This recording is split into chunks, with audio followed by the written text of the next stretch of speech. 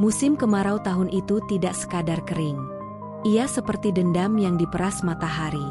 Tanah di desa Kembangwangi merekah seperti luka lama yang dibuka paksa. Sumur-sumur menganga kosong, padi merunduk seperti orang berdoa tanpa harapan, dan setiap malam angin membawa bau anyir, bau yang tak pernah benar-benar bisa dijelaskan oleh siapapun selain mereka yang percaya. Di tengah desa berdiri sebuah rumah tua beratap sirap hitam, menghadap ke sawah mati. Orang-orang menyebutnya rumah Kembangwangi, meski tak pernah ada bunga tumbuh di halamannya.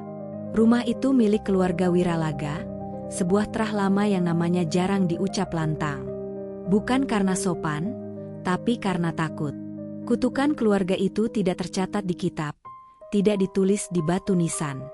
Ia hidup dari mulut ke mulut, dari bisik ke bisik, dari ibu ke anak, seperti warisan yang lebih jujur daripada harta. Semua bermula dari seorang lelaki bernama Rangga Wiralaga. Rangga bukan orang jahat. Itulah masalahnya. Ia terlalu berani mencintai di tempat yang salah. Pada masa mudanya, Rangga dikenal sebagai pemuda keras kepala, pewaris tanah luas, dan calon kepala keluarga yang disiapkan adat. Hidupnya sudah digariskan, menikah dengan perempuan pilihan keluarga, menjaga tanah, dan mati dengan nama bersih. Namun suatu malam, di batas desa yang bahkan anjing enggan melintas, Rangga melihat Sekar Ayu menari. Sekar Ayu bukan penari biasa. Ia menari sendirian di tanah lapang, tanpa gamelan, tanpa penonton. Tubuhnya bergerak seolah mengikuti irama yang hanya ia dengar.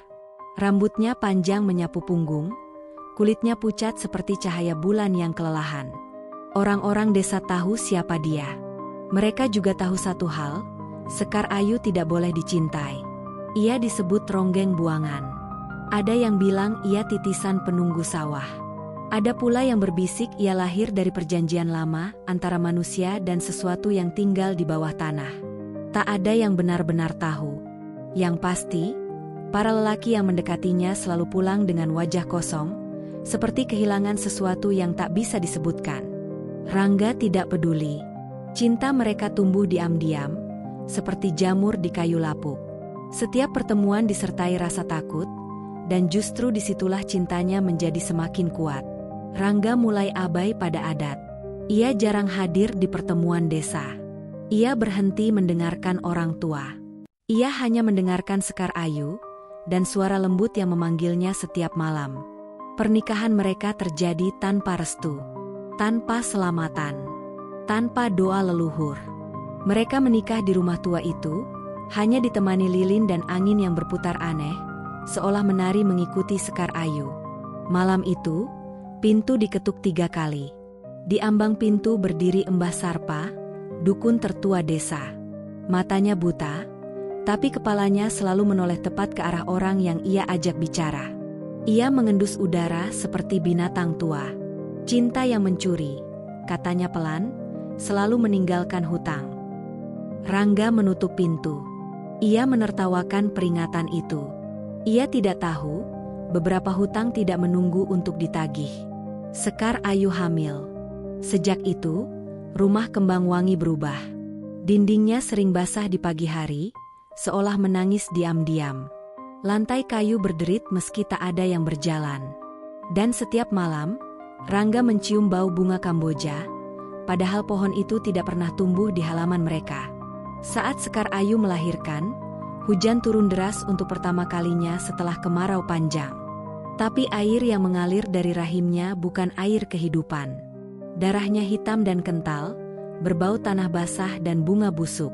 Tangisan bayi terdengar, lalu berhenti. Sekar Ayu wafat sebelum fajar. Namun sebelum napas terakhirnya lepas, ia berbisik pada Rangga dengan suara yang bukan sepenuhnya miliknya. Cintaku belum selesai. Ia dimakamkan tanpa upacara layak.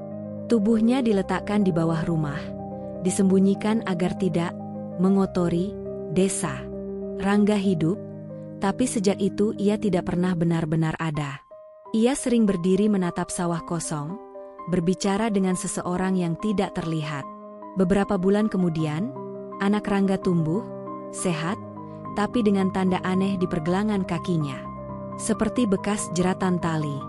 Anak itu sering menangis di malam hari, seolah mendengar panggilan yang tak didengar orang lain.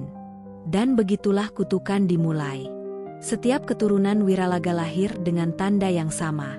Setiap anggota keluarga bermimpi tentang perempuan menari di sawah kering.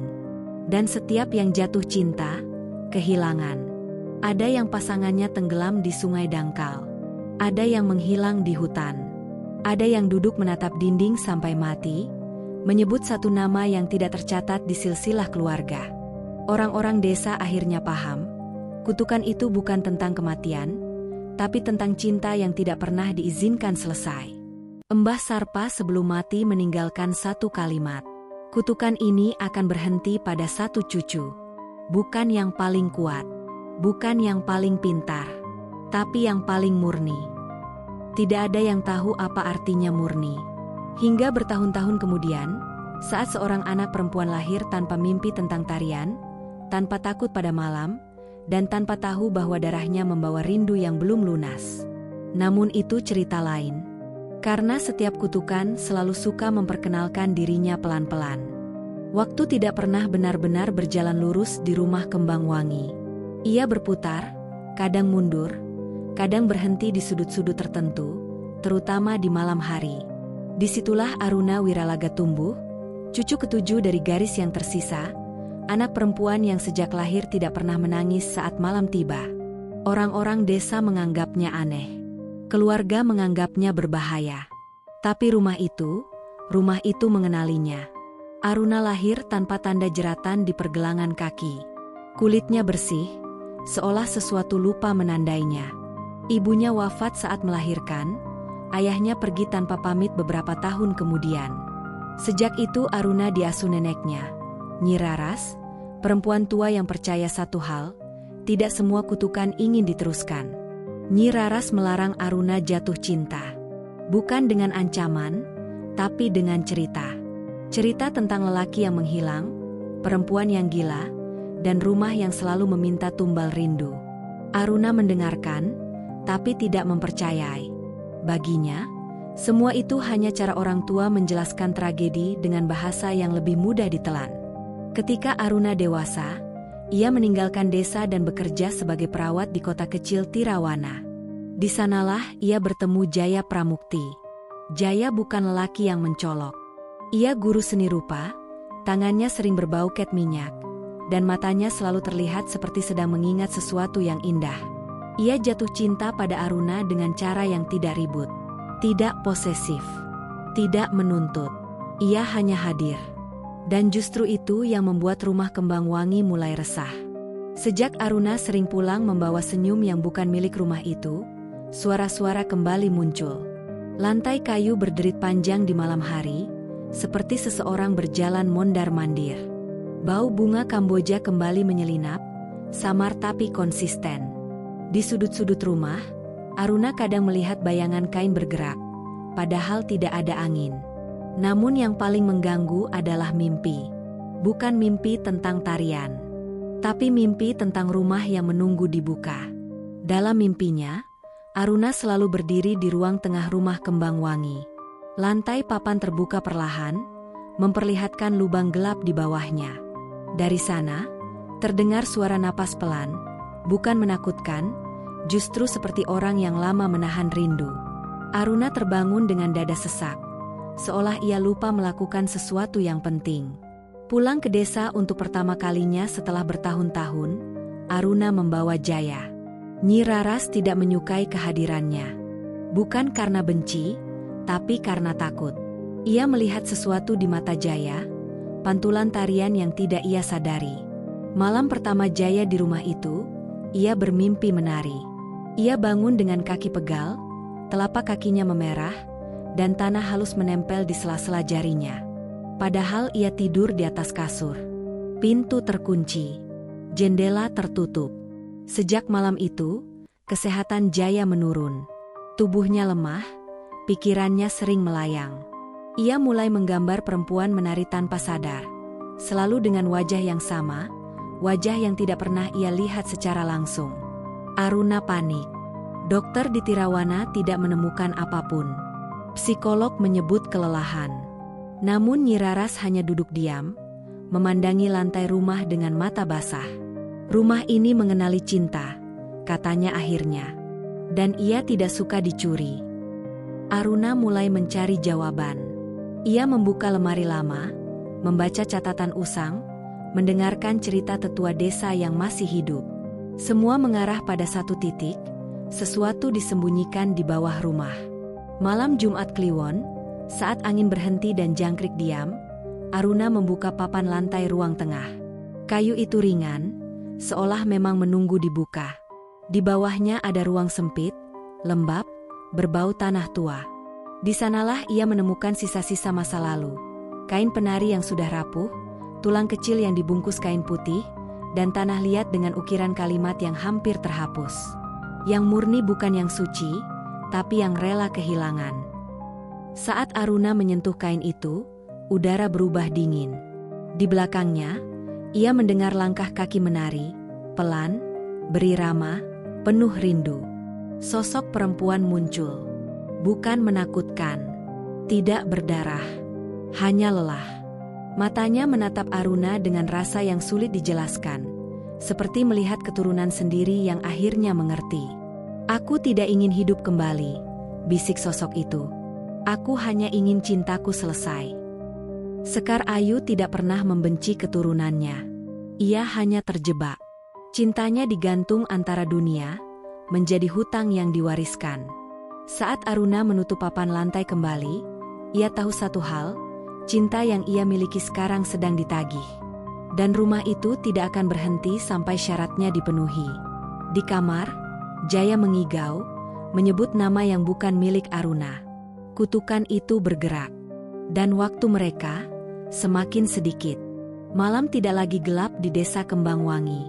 Ia menjadi terlalu terang oleh ingatan. Bulan menggantung pucat seperti mata yang menolak terpejam, dan angin berembus tanpa arah, membawa sisa-sisa bau Kamboja yang sudah bercampur dengan tanah basah. Rumah tua itu kini terbuka, bukan secara fisik, tapi secara batin, seolah rahasianya sudah lelah bersembunyi. Aruna Wiralaga duduk di sisi ranjang Jaya Pramukti, menatap wajah lelaki yang ia cintai dengan perasaan yang tak pernah diajarkan siapapun. Takut kehilangan sekaligus takut mempertahankan. Jaya semakin sering terjaga di malam hari, matanya kosong, tubuhnya dingin. Kadang ia tersenyum sendiri, kadang menari kecil tanpa sadar. Kakinya bergerak mengikuti irama yang tidak terdengar. "Aruna," bisiknya suatu malam, "kalau aku berubah, jangan ikuti aku." Kalimat itu bukan permintaan. Itu peringatan. Nyi Raras akhirnya membuka mulut. Ia mengambil kendi tanah liat tua, menyalakan dupa, dan duduk di ruang tengah. Suaranya bergetar, bukan karena usia, tapi karena beban. "Kutukan ini bukan soal darah," katanya. "Ini soal cinta yang dipaksa tinggal." Sekar Ayu tidak marah. Ia hanya ditinggalkan. Cintanya diputus oleh kematian, disangkal oleh adat, dan disembunyikan oleh rasa malu manusia. Ia tidak meminta balas dendam. Ia hanya menunggu seseorang yang mau menyelesaikan perpisahan yang tidak pernah terjadi. Syaratnya sederhana, tapi kejam. Cinta terakhir harus dilepaskan, bukan direbut. Aruna menangis malam itu. Tangis yang tidak histeris, tapi dalam. Ia menyadari sesuatu yang pahit. Selama ini, keturunan Wiralaga selalu mencoba melawan kutukan, dengan jimat, doa, pengusiran. Tidak ada yang mencoba mendengarkan. Aruna memilih jalan yang berbeda. Ia mempersiapkan ritual bukan untuk mengusir, tapi untuk mengantar. Malam bulan mati dipilih.